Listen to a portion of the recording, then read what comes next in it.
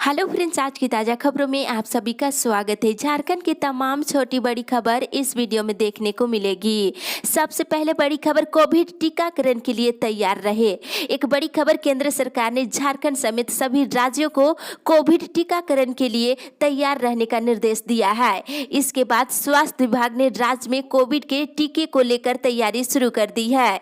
केंद्र ने राज्यों को पत्र भेजकर कोविड टीका के लिए पर्याप्त स्थान बनाने के साथ ही कोल्ड चेन की व्यवस्था को दुरुस्त करने का निर्देश दिया है।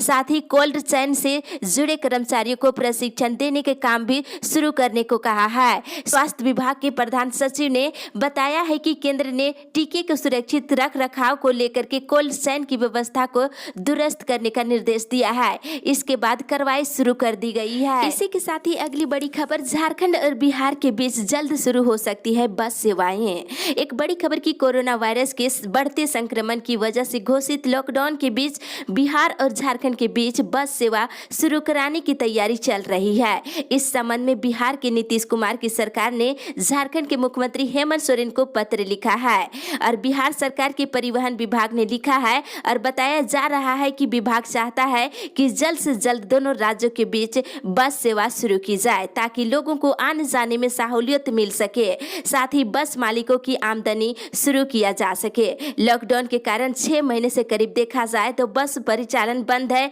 इसकी वजह से बस मालिकों को भारी नुकसान उठाना पड़ रहा है। अब जबकि पूरे देश में अनलॉक की प्रक्रिया शुरू हो चुकी है, बस सेवाएं भी शुरू किया जाना चाहिए। हालांकि कुछ गाइडलाइन के साथ ही बस सेवाएं शुरू की जाए। इसी के साथ ही अगली बड़ी खबर, राशन कार्ड के लिए 30 तक करे आवेदन। एक बड़ी खबर की राज्य में 15 नवंबर से झारखंड राज्य खाद्य सुरक्षा योजना का शुभारंभ किया जाएगा। इसके तहत ऐसे लोग जिनकी आर्थिक स्थिति अच्छी नहीं है, उनके पास किसी प्रकार का कोई राशन कार्ड नहीं है, उन्हें 1 रुपये प्रति किलो की दर से 5 किलो खाद्यान्न उपलब्ध कराया जाएगा। योजना के शुभारंभ को लेकर शनिवार को डीसी छवि रंजन ने जिला प्रशासन के अधिकारियों के साथ बैठक किए हैं। राज्य के हर जिले में ये प्रक्रिया चल रही है। 30 नवंबर तक जिन लोगों का राशन कार्ड नहीं है, आप ऑनलाइन या ऑफलाइन आवेदन दे सकते हैं। बताते चले कि लोग योजना का लाभ पाने के लिए शहरी स्थानीय निकायों, जिला या प्रखंड या पंचायत स्तर पर आवेदन कर सकते हैं। जिन्हें इस योजना का लाभ दिया जाएगा उनके नाम जो है ऑनलाइन जारी किए जाएंगे। इसके साथ ही अगली बड़ी खबर, 20 से लेकर 22 तक कई जिलों में होगी बारिश। झारखंड में पिछले 24 घंटे के दौरान मानसून सक्रिय रहा। राज्य के करीब करीब सभी जिलों में कहीं कहीं हल्के से लेकर माध्यम दर्जे की बारिश हुई है। मौसम विभाग से मिली जानकारी के अनुसार आज से लेकर के 22 सितंबर तक राज्य के कई जिलों में माध्यम से लेकर भारी बारिश हो सकती है। 20 और 21 सितंबर को मध्य और दक्षिण जिलों में भारी बारिश होने का अनुमान है। वहीं 22 सितंबर को उत्तरी पूर्वी जिलों में कहीं कहीं भारी बारिश हो सकती है और मौसम विभाग ने पूर्व अनुमान में बताया है कि 23 और 24 सितंबर को भी बादल छाए रहेंगे। इसी के साथ ही अगली बड़ी खबर, झारखंड कोरोना अपडेट्स, मिले 1222 नए मरीज, 10 और की मौत। एक बड़ी खबर की झारखंड में लगातार मरीजों की संख्या बढ़ रही है और बता दें पिछले 24 घंटे के दौरान 1222 नए मरीज मिलने के साथ ही 10 और नए संक्रमित मरीज की मौत हो गई, जिसमें रामगढ़, लातेहार, धनबाद, चतरा से 1-1 और पूर्वी सिंहभूम, रांची, पश्चिमी सिंहभूम से 2-2 नए मरीज की मौत हो गई। अब राज्य में कोरोना से मरने वालों की संख्या बढ़कर 615 हो गई है और आज मिले मरीजों में से बोकारो से 91, चतरा से 8, देवघर से 17, धनबाद से 74, दुमका से 13, पूर्वी सिंहभूम से 179, गढ़वा से 34, गिरिडीह से 15, गोड्डा से 92, गुमला से 25, हजारीबाग से 33, जामताड़ा से 9, खुट्टी से 14, कोडरमा से 43, लातेहार से 17, लोहरदगा से 19, पाकुड़ से 10, पलामू से 65, रामगढ़ से 35, रांची से 284 और साहिबगंज से 23, सरायकेला से 90, सिमडेगा से 4 और पश्चिमी सिंहभूम जिले से 28 नए मरीज मिले हैं। इसी के साथ ही राज्य में कुल मरीजों की संख्या बढ़ करके 69,860 हो गई है। वहीं पिछले 24 घंटे के दौरान 1274 लोग स्वस्थ हुए हैं। इसी के साथ ही अगली बड़ी खबर, देश भर की कोरोना अपडेट्स। देश में लगातार दूसरे दिन ठीक होने वाले मरीजों की संख्या संक्रमितों से ज्यादा रही। पिछले 24 घंटे के दौरान 86,989 नए मरीज मिले हैं, जबकि 90,606 लोग स्वस्थ हुए हैं। इसके साथ ही मरीजों का आंकड़ा 53,92,645 हो गया है। इसमें 42,95,946 लोग स्वस्थ हो चुके हैं, जबकि 10,09,238 लोगों का अभी इलाज चल रहा है। संक्रमण के चलते अब तक देश भर में 86,704 लोगों की मौत हो चुकी है। वहीं पिछले 24 घंटे के दौरान 1,079 लोगों की मौत हो गई। इसी के साथ ही अगली बड़ी खबर, झारखंड के सभी मिडिल स्कूलों में तैनात होंगे हेडमास्टर। एक बड़ी खबर कि राज्य के मिडिल स्कूलों में करीब 3,000 से अधिक प्रधानाध्यापकों की नियुक्ति होगी। आधे पदों पर जहां सीधी नियुक्ति की जाएगी, वहीं आधे पद पर प्रोन्नति के आधार पर भरे जाएंगे। स्कूली शिक्षा और साक्षरता विभाग ने इसकी तैयारी शुरू कर दी है और जिलों से कार्यरत प्रधानाध्यापकों और उनके खाली पद और प्रोन्नति पाने वाले शिक्षकों की लिस्ट मांगी गई है। जिलों से जानकारी आने के बाद विभाग की ओर से कार्रवाई शुरू की जाएगी। रिपोर्ट में ग्रेड 4 में भाषा, कला और विज्ञान विषय के शिक्षकों की प्रोन्नति के साथ साथ सीधी नियुक्ति के लिए भी स्वीकृत पद और कार्यरत और खाली पदों की संख्या की मांग की गई है। इसी के साथ ही अगली बड़ी खबर, सहायक पुलिस कर्मियों का वेतन और अनुबंध बढ़ाने को सरकार तैयार। एक बड़ी खबर की सहायक पुलिस कर्मियों पर लाठीचार्ज, आंसू गैस गोले दागे जाने के एक दिन के बाद मुख्यमंत्री हेमंत सोरेन की सरकार ने कहा कि उनका वेतन और अनुबंध बढ़ाने के लिए सरकार तैयार है। सहायक पुलिसकर्मी अपना आंदोलन समाप्त कर दे, लेकिन सहायक पुलिसकर्मी अब अपनी सेवा को अस्थायी करने की मांग पर अड़ गए हैं। इसी के साथ ही अगली बड़ी खबर, मजदूरों को काम दिलाने में सांसद और विधायकों से सहयोग की मांग। एक बड़ी खबर की मनरेगा में काम देने के लिए मजदूरों के घर घर जाकर उनसे काम के लिए फॉर्म भरवाया जाएगा। मजदूरों की संख्या के आधार पर रोजगार के लायक परियोजनाओं को स्थानीय स्तर पर मंजूरी दी जाएगी। ग्रामीण विकास मंत्री आलमगीर आलम ने राज्य के सभी सांसद और विधायकों को पत्र लिखकर इस कार्य में सहयोग करने का अनुरोध किया है। 18 सितंबर से लेकर 22 अक्टूबर तक मनरेगा योजना के तहत रोजगार उपलब्ध कराने के लिए अभियान चलाया जाएगा। इसी के साथ ही अगली बड़ी खबर, कल के बाद राज्यों की सहमति से खोले जा सकते हैं स्कूल। एक बड़ी खबर की कोरोना संक्रमण के बीच जेईई मेंस और नीट की परीक्षा आयोजित कराने के बाद अब स्कूलों को भी खोलने की तैयारी शुरू कर दी गई है। 21 सितंबर के बाद राज्यों की सहमति से स्कूलों को खोलने की अनुमति दी जा सकती है। हालांकि बच्चों को स्कूल भेजने से पहले अभिभावकों की सहमति जरूरी होगी। फिलहाल केंद्रीय शिक्षा मंत्रालय अपने स्तर पर इसको लेकर प्लान बना रही है। इसके लिए अभिभावकों से सहमति मांगी गई है। इसी के साथ ही अगली बड़ी खबर, एनटीपीसी के खिलाफ अनिश्चितकालीन आंदोलन से देश को सैकड़ों करोड़ों की नुकसान। एक बड़ी खबर की हजारीबाग जिले के बड़का गांव प्रखंड में 10 सूत्री मांगों के समर्थन में 11 गांवों के लोगों का अनिश्चितकालीन धरना प्रदर्शन जारी है। इससे कोयले की ढुलाई पूरी तरह से ठप है और अब तक सैकड़ों करोड़ों रुपए का नुकसान कोयला कंपनियों और रेलवे, भारत सरकार और झारखंड सरकार को हो चुका है।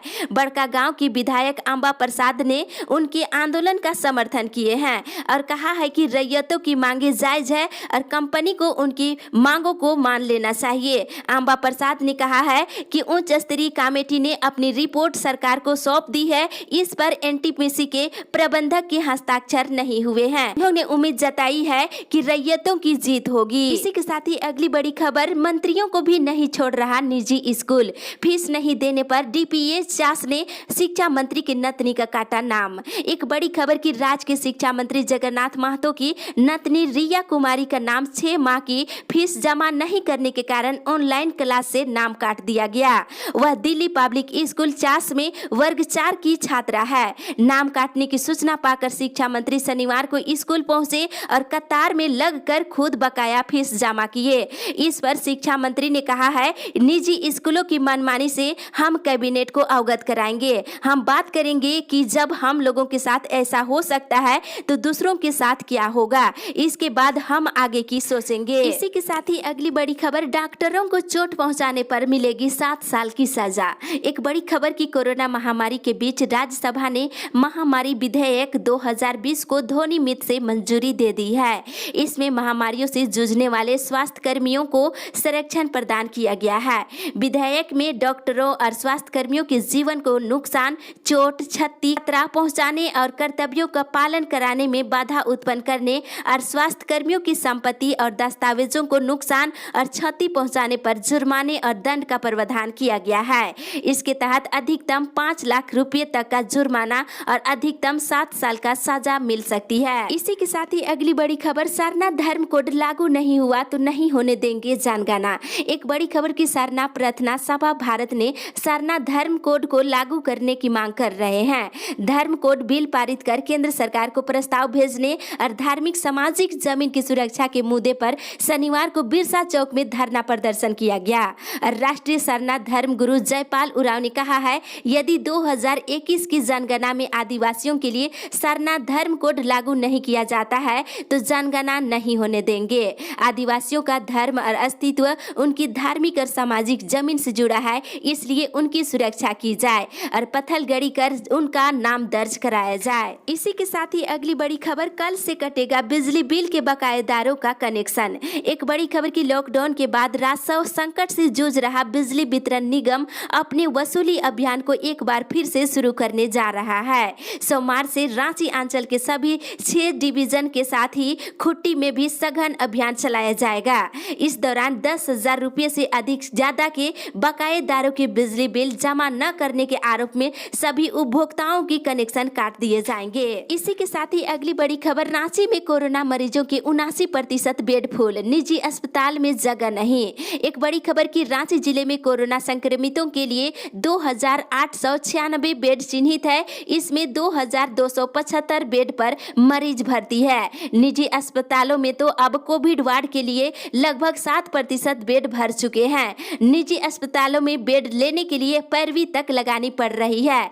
पूरे राज्य की बात करें तो कोरोना महामारी से निपटने के लिए बनाए गए कोविड केयर सेंटर और अस्पताल में संक्रमितों के लिए आरक्षित आधे से अधिक बेड फुल हो गए हैं। यदि संक्रमण की रफ्तार में कमी नहीं आती है तो बेड की समस्या हो सकती है। इसी के साथ ही अगली बड़ी खबर, दूसरी सूची में शामिल छात्र आज से ले सकेंगे एडमिशन। डॉक्टर श्याम प्रसाद मुखर्जी विश्वविद्यालय में चांसलर पोर्टल के माध्यम से स्नातक में नामांकन की प्रक्रिया चल रही है। सभी विभागों में नामांकन की दूसरी सूची जारी कर दी गई है। साथ ही रांची विमेंस कॉलेज में आईए में एडमिशन की तीसरी सूची निकाल दी गई है और रांची यूनिवर्सिटी ने पीडीसीसी का रिजल्ट जारी कर दिया है और शेड्यूल जारी। यूजीसी नेट की परीक्षा 24 से लेकर के 5 नवंबर तक होगी। साथ ही इधर बीबीएमकेयू में अब तक 30% बच्चों का ही नामांकन हो सका है।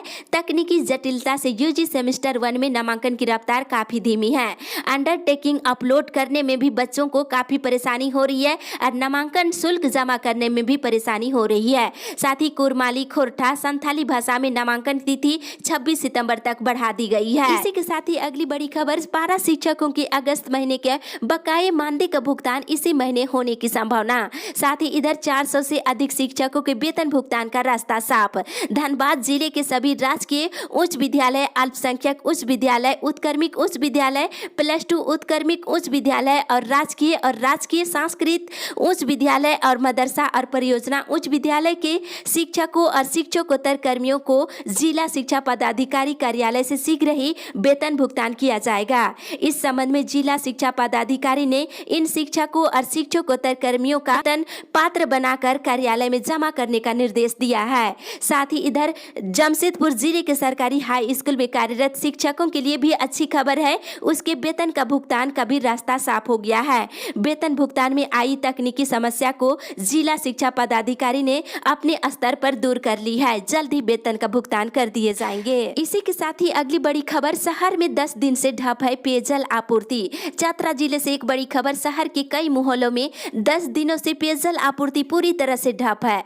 पेयजल आपूर्ति नहीं होने से मोहल्ले के लोग काफी परेशान हैं। लोग पानी के लिए चापाकल पर आश्रित है। लोगों ने बताया है कि हर महीने पानी का कर देते हैं, इसके बावजूद नियमित रूप से पेयजल आपूर्ति नहीं की जाती है। हर मौसम में पानी की समस्या से जूझना पड़ता है। विभाग के पदाधिकारी बिजली नहीं रहने की बात कहकर पल्ला झाड़ लेते हैं। इसी के साथ ही अगली बड़ी खबर, डीवीसी का बकाया 15 दिन में चुकाए। एक बड़ी खबर की केंद्र सरकार ने राज्य सरकार को डीवीसी से खरीदी गई बिजली का लगभग 5,608 करोड़ रुपए का बकाया 15 दिन में चुकाने के लिए नोटिस दिए हैं और समय की उल्टी गिनती 11 सितंबर को नोटिस जारी होने के दिन से ही शुरू हो गई है। ऊर्जा मंत्रालय ने राज्य सरकार को स्पष्ट तौर पर कहा है, यदि जेबीवीएनएल के द्वारा दिए गए समय में डीवीसी का बकाया भुगतान नहीं किया गया तो समझौते के शर्तों के तहत राज्य सरकार के आरबीआई खाते से यह बकाया लगभग 1,417 करोड़ की 4 किस्तों में वसूला जाएगा। इसी के साथ ही अगली बड़ी खबर खबर ऑनलाइन बीमा लोक अदालत 26 को।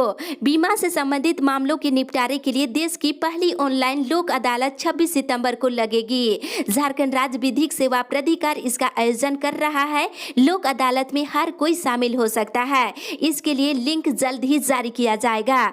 साथ ही बता दें, इधर धनबाद से एक बड़ी खबर। लाल कार्ड की तर्ज पर धनबाद के 1,22,000 वंचितों को ग्रीन कार्ड दिया जाएगा। इस अपडेट में बस इतना ही। आगे की खबर के लिए आप हमारे साथ बने रहे।